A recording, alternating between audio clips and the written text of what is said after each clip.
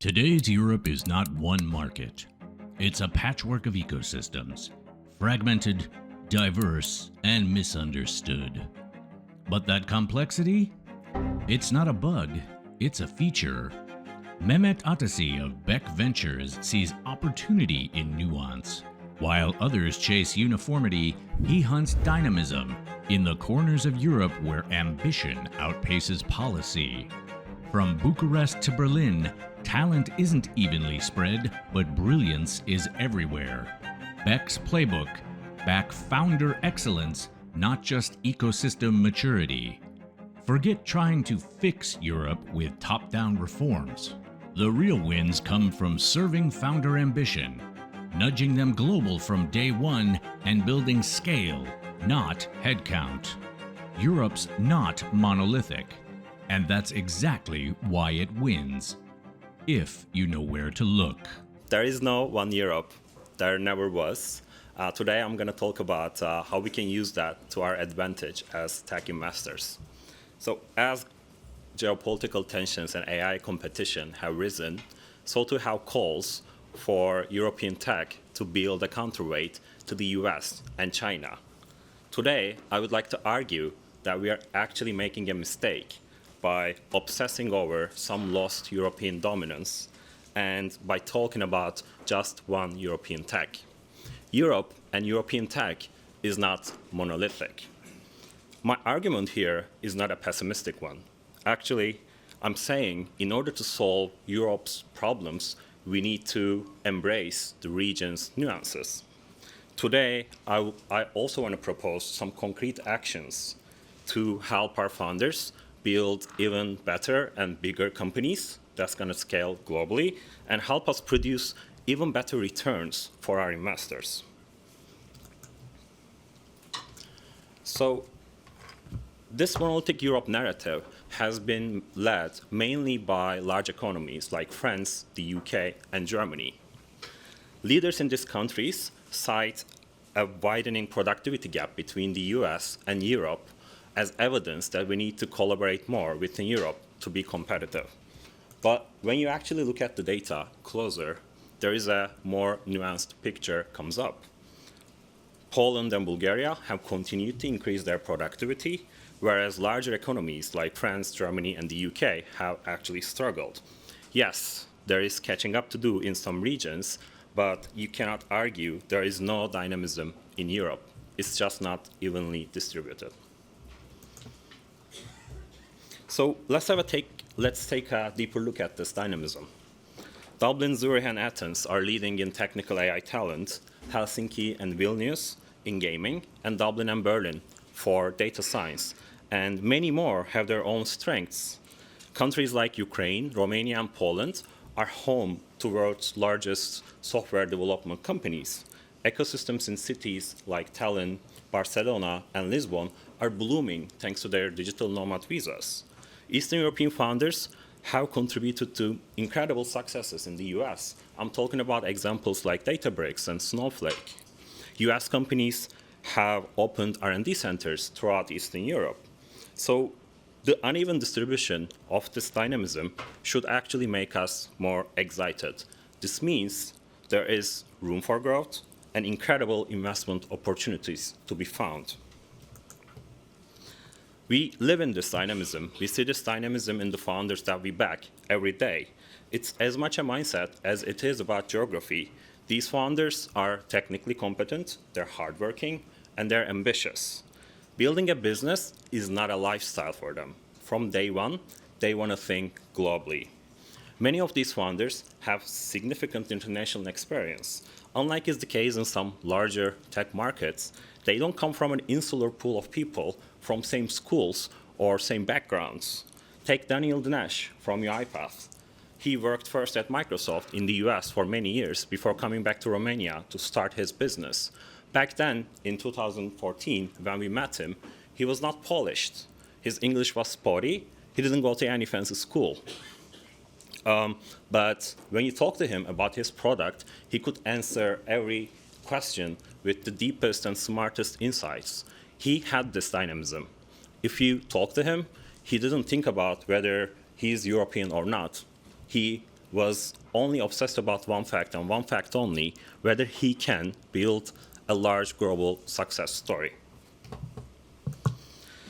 And let's face it, for founders like Daniel, what does US versus China versus the EU even mean? Does it really matter for him that like Europe is a great power or not? So if you're an ambitious software founder in Stockholm, Madrid, or Bucharest, you want to sell to the biggest and most accessible market. And we have to face it again. Europe is not the most accessible market. Europe is divided by language and culture, and it is very fragmented.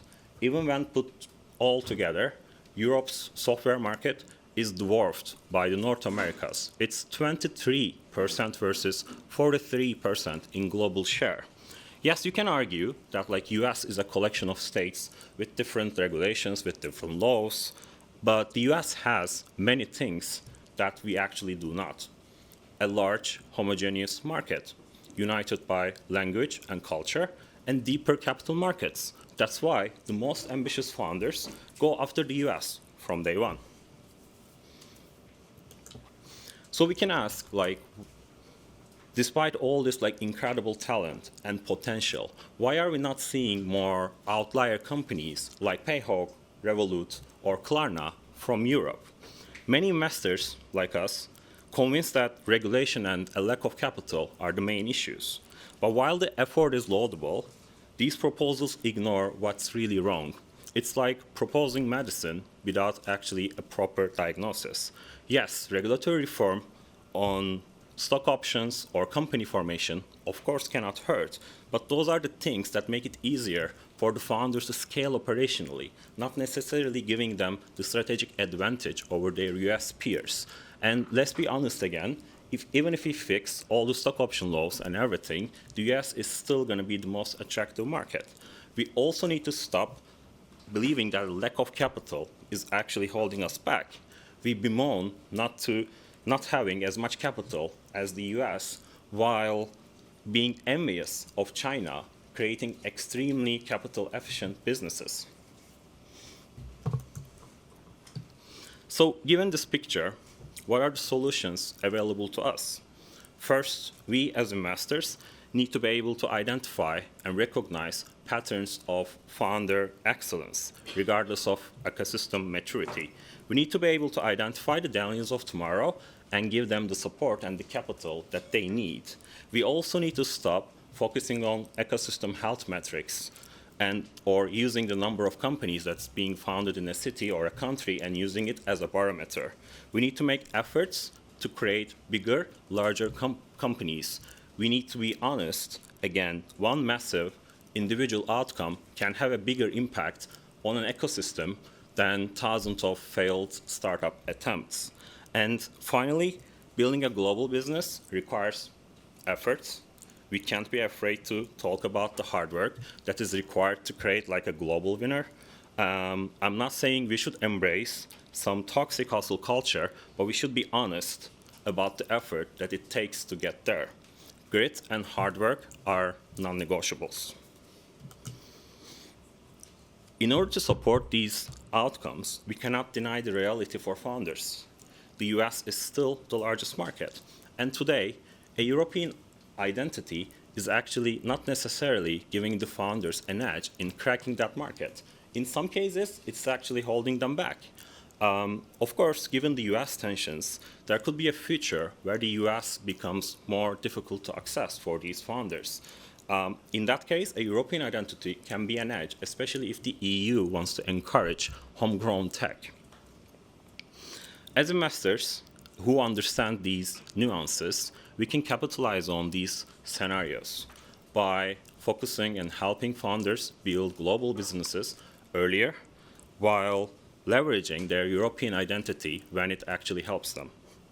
I will conclude by saying the most thriving tech ecosystems aren't the most politically cohesive. They're the ones that best serve founders' ambitions.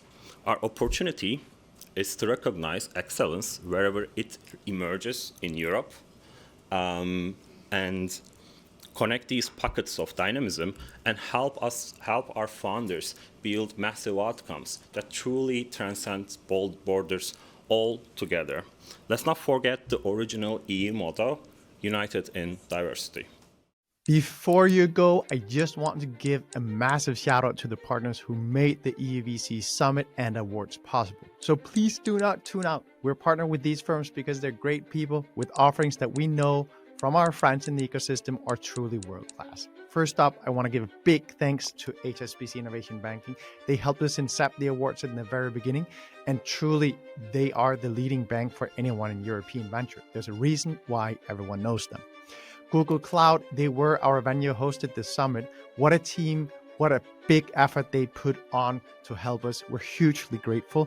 Make sure to reach out to Arabella or Oksana at the Google Cloud team to hear how they can help you as well as your portfolio. Massive credits goes to them. Ace Alternatives, we have so many friends in the Berlin ecosystem partner with these guys. Just the best fund ops team around.